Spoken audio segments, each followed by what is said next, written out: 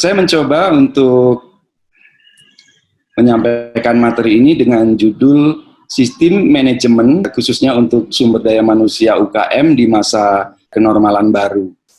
Di sini saya mencoba mereka-reka ya, the new normal itu apa. Tapi yang jelas pertama bahwa dampak COVID itu mulai dari kesehatan awalnya, ternyata menjalar ke masalah sosial, dan karena berkepanjangan akan menjadi ekonomi. Kita sudah dalam 2 kuartal ini pertumbuhan ekonomi kita negatif, jadi by definition kita sudah masuk dalam resesi. Di sisi lain kita juga menikmati dalam tanda kutip lingkungan gitu ya, yang tadinya masalah lingkungan di kota-kota besar itu dengan puluhan bahkan ratusan engineer untuk memecahkan masalah itu nggak pecah-pecah gitu, sama COVID selesai gitu saja.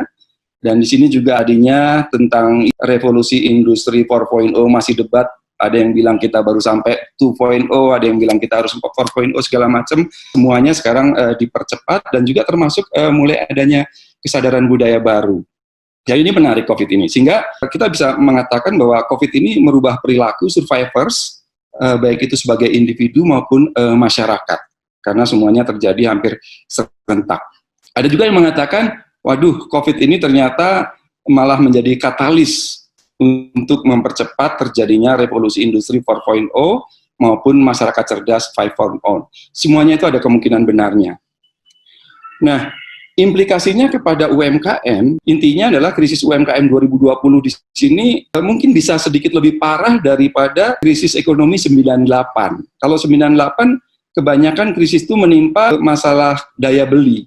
Tapi saat ini karena masalah transportasi juga terganggu, ada kemungkinan mulai dari bahan baku, itu juga terjadi krisis, pasar sudah pasti karena daya beli yang menurun. Padahal di sisi lain, peran UMKM itu sangat penting. Di sini dari PDB itu persentasenya lebih dari 55% data tahun 2019, dan untuk ketenaga kerjaan itu mencapai 95% angkatan kerja. Jadi kalau ini lumpuh, maka ekonomi kita mungkin akan masuk kepada depreciation. Sehingga di sini perlu kebersamaan bagaimana supaya kita bisa menyelamatkan UMKM ini. Tentu saja saya hanya berkontribusi menyoroti dari bidang apa yang saya tekuni selama ini. Saya mengatakan bahwa adaptasi kebiasaan baru bagi UMKM itu kebutuhan, bukan lagi pilihan gitu. Jadi harus, nggak ada pilihan lagi kalau untuk ekonomi seperti itu. Nah, pada slide berikutnya, ini isu-isu UMKM yang coba saya melamun gitu ya. Terjadi shifting yang tadinya UMKM itu melayani dari kebutuhan primer sampai tersier, ke depan ini kelihatannya karena daya beli masyarakat yang turun, proses PHK sudah mulai terdengar di mana-mana, sehingga produk yang akan masih banyak dibutuhkan itu adalah kebutuhan dasar, makan, minum, dan sebagainya. Kemungkinan kebutuhan rasa aman, sosial masih tanda tanya, seperti itu. Kemudian tuntutan konsumen sudah jelas pasti kalau minta harga itu lebih murah, mirip dengan krisis 98. Kalau layanan yang sepenting sekarang itu berintegritas, jujur. Kemudian kalau kualitas kelihatannya sih akan ada sedikit kompromi. Oke lah gitu ya, harganya juga nggak mahal misalnya seperti itu. Nah, untuk transportasi dan mobilitas ini masih terbatas sehingga berimplikasi kepada peningkatan struktur biaya. Nah, untuk pasar ekspor tanda tanya terus terang, karena begitu ketatnya regulasi di setiap perbatasan, baik itu perbatasan provinsi, apalagi perbatasan negara, apalagi moda transportasi tertentu yang sangat ketat sekali. Sedangkan dari tempat usaha sendiri, ini karena menjadi potensi menjadi tempat penularan, kapasitas dibatasi, sehingga otomatis biaya usaha akan naik, karena jumlah konsumen yang diizinkan mengunjungi sendiri turun, seperti itu. Dan dari sisi teknologi, tuntutan pemakaian teknologi serba online. Nah, di sini SDM-nya siap atau tidak? Seperti ini menjadi pertanyaan lain. Nah, melihat isu-isu UMKM tadi, saya mencoba mencari kira-kira model inovasi seperti apa ya yang kira-kira cocok juga untuk Indonesia. Kebetulan beberapa waktu yang lalu saya mengikuti sebuah kegiatan training sebenarnya untuk ekspor-impor.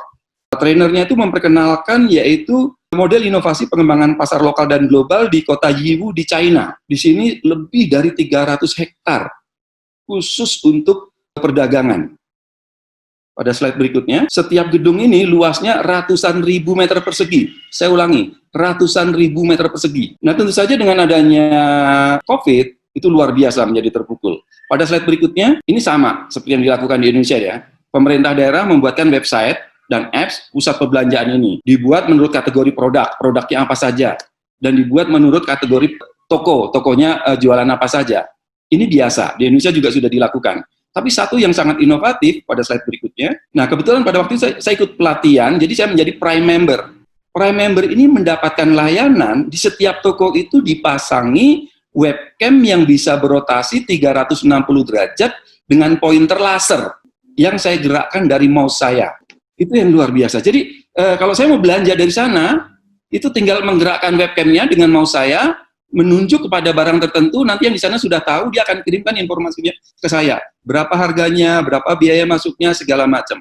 Nah ini kira-kira saya menjadi solusi, karena selama ini yang menjadi pertentangan untuk perbaiki inovasi untuk mengatasi UMKM adalah yang online survive, yang offline akan mati. Tapi dengan inovasi yang seperti ini, maka nanti kalau di Bandung, Pasar Baru itu akan survive. Kalau di Jakarta itu di ITC akan survive gitu ya. Di Surabaya tempat-tempat kulakan juga masih akan survive. Nah model-model seperti ini gitu. Tapi tetap pada slide berikutnya, kita masih mempunyai PR, yaitu isu SDM. Teknologi banyak, mungkin yang saya presentasikan, yang saya sampaikan di kota Yiwu, China tadi hanya satu contoh saja yang menjawab beberapa pertanyaan saya beberapa minggu lalu. Tapi untuk isu SDM UMKM di Indonesia, menjadi pertanyaan adalah proses apa ya yang dapat dilakukan secara online untuk mendukung operasional pengembangan dan pertumbuhan UMKM. Nah ini nanti tentu saja terkait dengan dana yang tersedia. Kedua, bagaimana UMKM dapat mengidentifikasi gap kompetensi yang dibutuhkan untuk menjalankan bisnis mereka secara offline dan online. Saya katakan secara offline dan online. Karena secara offline dibatasi, secara online dibuka. Justru yang online ini juga, kalau seperti di Yiwu tadi, tidak hanya melayani pasar lokal dan regional, bahkan melayani pasar internasional. Bagaimana UMKM mendapatkan SDM yang sesuai? Ini juga menjadi isu. Bagaimana UMKM membangun kompetensi yang dibutuhkan? Jadi masih banyak sekali pertanyaan yang tentu saja, mari teman-teman yang senang meneliti di bidang SDM, kita bisa berkolaborasi untuk mencari jawaban pertanyaan-pertanyaan ini. Yang akan saya sampaikan berikutnya, pada slide berikutnya, itu hanya beberapa ide yang sudah dijalankan saja. Sebelum saya masuk kepada sistem manajemen SDM, saya ingin jelaskan dulu kebutuhan manajemen SDM-nya dulu. Jadi di sini saya mencoba mengkontraskan antara apa yang harus dikerjakan manajemen SDM dan apa yang perlu disiapkan dalam sistem manajemen SDM. 6 pilar kebutuhan manajemen SDM untuk adaptasi kebiasaan baru. Yang pertama adalah penyebaran informasi. Adaptasi kebiasaan baru di sini baik untuk pegawai maupun untuk konsumen agar tidak terinfeksi dan atau tidak menyebarkan COVID-19, harus ada mekanisme penyebaran informasi yang efektif dan efisien. Caranya gimana?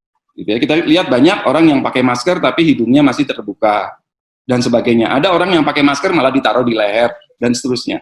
Bagaimana UMKM bisa melakukan ini? Yang kedua, yang tidak kalah kompleksnya adalah bagaimana melakukan penugasan. Saya belum tahu di UMKM kebanyakan, di kampus ITB saya sudah dengar tadi malam, katanya yang boleh ke kampus hanya 20%. Artinya, pola kerja social distancing di sini harus ada pengaturan ulang beban kerja.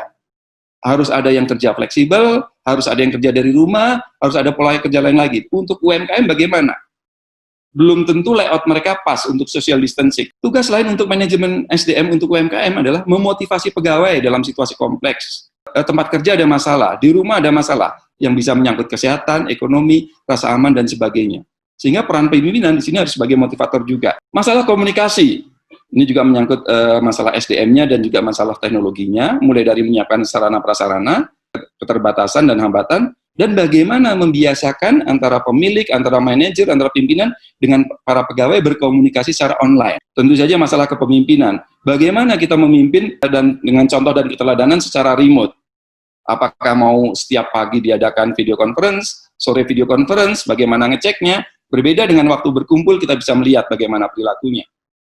Yang terakhir juga tidak kalah penting, pelatihan untuk banyak hal baru dan kebutuhan untuk berinovasi. Karena setiap terjadi krisis, needs-nya adalah kreativitas dan inovasi.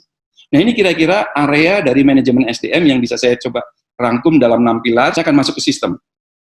Nah, kami melakukan studi kebutuhan sistem usaha, waktu itu berbasis cloud untuk UMKM itu sudah sejak 2014.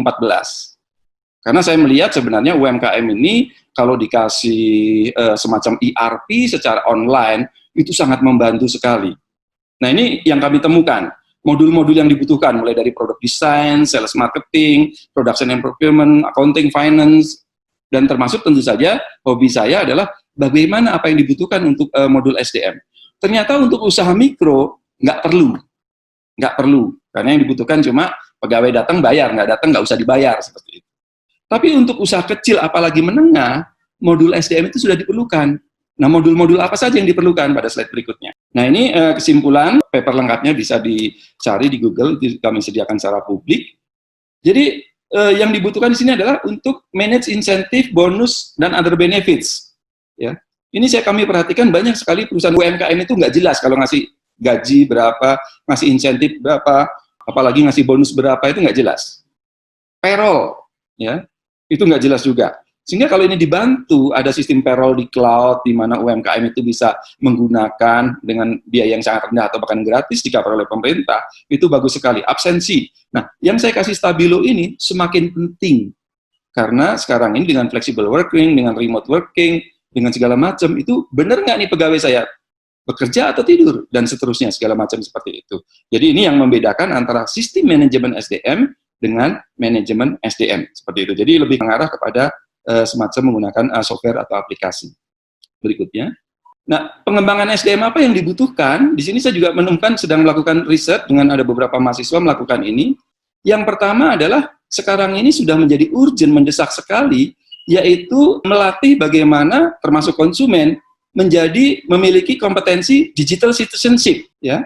Bagaimana kita menggunakan teknologi informasi termasuk media sosial segala macam secara aman dan bertanggung jawab.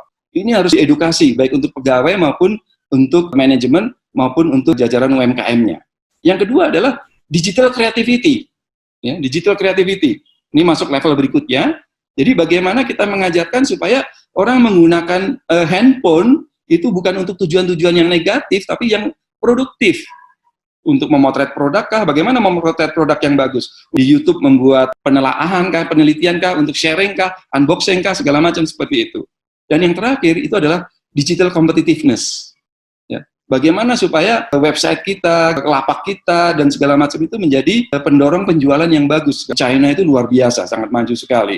Terjemahan bahasa Inggrisnya ada, walaupun bahasa Inggrisnya juga nggak bagus. Tapi mereka pede. Terjemahan bahasa Indonesia juga ada, walaupun salah-salah seperti itu. Ya. Tapi kita memulai seperti itu. Kemampuan ini perlu dikembangkan di Indonesia juga.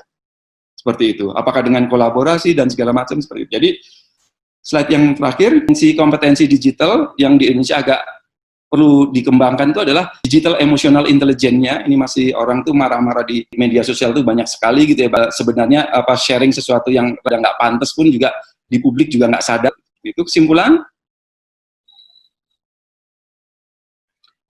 Saya ingin mengatakan bahwa pertama, pandemi COVID-19 ini memberikan dampak multidimensi yang menuntut perubahan sikap dan perilaku.